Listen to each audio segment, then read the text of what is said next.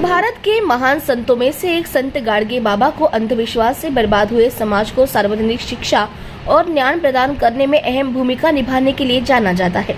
23 फरवरी को उनकी जयंती मनाई जाती है। उनका मानना था कि अगर पैसों की तंगी हो तो खाने के बर्तन बेच दो, औरत के लिए कम कीमत वाले कपड़े खरीदो, टूटे फूटे मकान में रहो, लेकिन अपने बच्चों को शिक्षा जरूर प्रदान करो। संत गाडगे बाबा का जन्म 23 फरवरी 1876 को महाराष्ट्र के अमरावती जिले के अंजनगांव सुरजी तालुका में एक धोबी परिवार में हुआ था। उनकी जयंती के अवसर पर धोबी सेवाभावी संस्था नवी मुंबई के माध्यम से सीऊर सेक्टर 46A में उत्तर भारतीय संस्कृति कार्यक्रम का आयोजन किया गया। इस संस्था का यह पहला साल था। इस वक्त बिरहा का भी आयोजन किया गया। इस कार्यक्रम को लोगों द्वारा अच्छा प्रतिसाद मिला। इस समय संस्था के अध्यक्ष दुर्गेश कनौजिया, अध्यक्ष रामजीत कनौजिया, सचिव राजेश कनौजिया, कोषाध्यक्ष आलोक कुमार, सुधाकर पाटिल, संजू मेनन, प्रवीण सिंह, प्रमोद सिंह, संदीप सिंह, दिलीप सिंह और अन्य मान्यवर उपस्थित रहे। जयंती उत्सव पर उपस्थित सभी महानुभाव, व्यासपीठ, आप सबको तहे दिल से बधाई देता हूँ और संत गाडगे बाबा के चरणों में नतमस्तक होकर नमन करता हूं कि एक अच्छा कार्यक्रम और पहले ही प्रयास में अच्छे संख्या यहाँ पर जुट पाई। जब आयोजक मेरे पास आए और उन्होंने कहा कि हम ऐसा ऐसा कार्यक्रम कर रहे हैं, कैसा होगा पता नहीं, तो संत गाडगे महाराज उन्होंने कहा है जो अपना कर्म करते रहना चाहिए। दूसरी बात, अभी महेश खरे जी यहाँ बोल के गए, संत गाडगे महाराज ये महाराष्ट्र की भूमि में यहाँ पे अवतरित हुए, ऐसा कहना गलत नहीं होगा। से मैं उत्तर भारतीयों का शुक्रगुजार करता हूँ कि आपने जो काम किया है,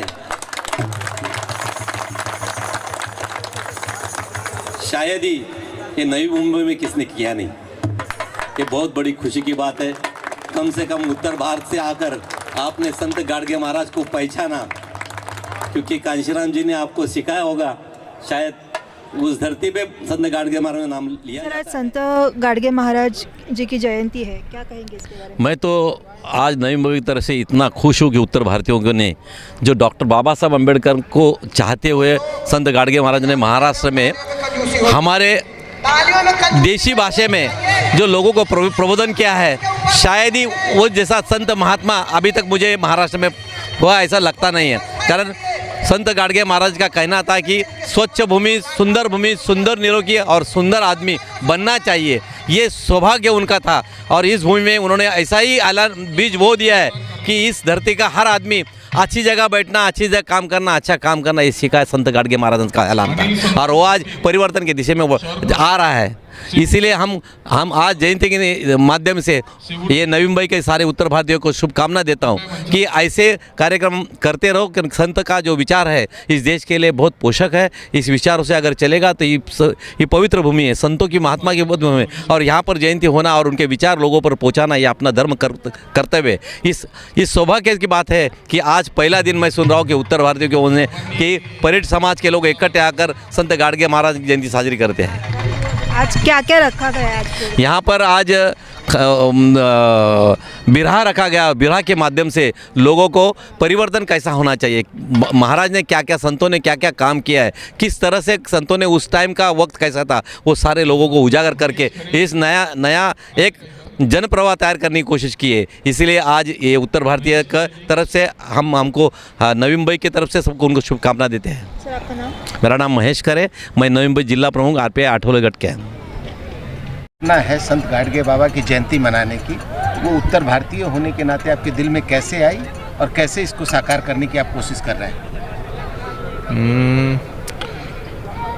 संत गाडगे महाराज जो सेवाभावी है और जो स्वच्छता के आग्रही है, हम लोग उनसे ही प्रेरणा लेके इसका शुभारंभ करने का, ऐसा संकल्पना करने का ये किया था।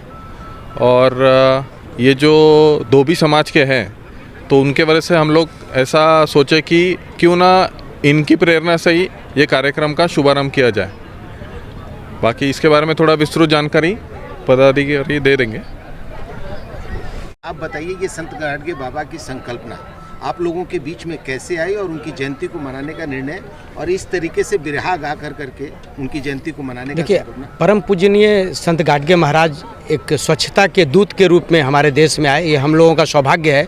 और हमारे ही मन में नहीं, आदरणीय प्रधानमंत्री मोदी जी ने भी अगर प्रसिद्धि पाई तो स्वच्छता भारत अभियान के तहत ही प्रसिद्धि पाई है। तो हम सबों का ये कर्तव्य बनता है कि हम अपने साथ साथ इस देश को भी स्वच्छ रखें। लेकिन मैंने सुना लोग बोल रहे हैं कि ये कन्नौजिया समाज ने किया, जो दलित समाज है, शोषित समाज है। मैं फिर ये बोलना चाहूँगा आपके साथ कि आदरणीय बाबा साहब अम्बेडकर ने हमें संविधान में वो अधिकार दी, समानता का अधिकार। तो इसमें लोग अपने आप को दलित, शोषित ऐसा ना समझे, नहीं तो बाबा साहब के दिए हुए अधिकारों का एक अपमान होता है। और मैं आपके चैनल के माध्यम से ये बोलना चाहूँगा कि जो ये समाज को कभी भी कोई तकलीफ़ आए तो हम लोग सारे समाज के जितने प्रबुद्ध लोग जमा हुए हैं तहे दिल से, क्योंकि सब कन्नौजिया समाज से ही नहीं है, हर समाज से लोग जुड़े हुए हैं, इनकी मदद के लिए आगे रहेंगे और कभी भी इनको किसी भी तकलीफ़ में पड़ने नहीं देंगे। मैं ये इस आयोजन के प्रवीण सिंह जी ने जो आयोजक किए हैं बहुत अच्छा लगा कि कन्नौजिया समाज हमारे मुंबई में आके इतना मेहनत और इतना साफ़ सफाई ध्यान पे करते हैं, उसके लिए मैं प्रवीण जी का धन्यवाद करूंगा।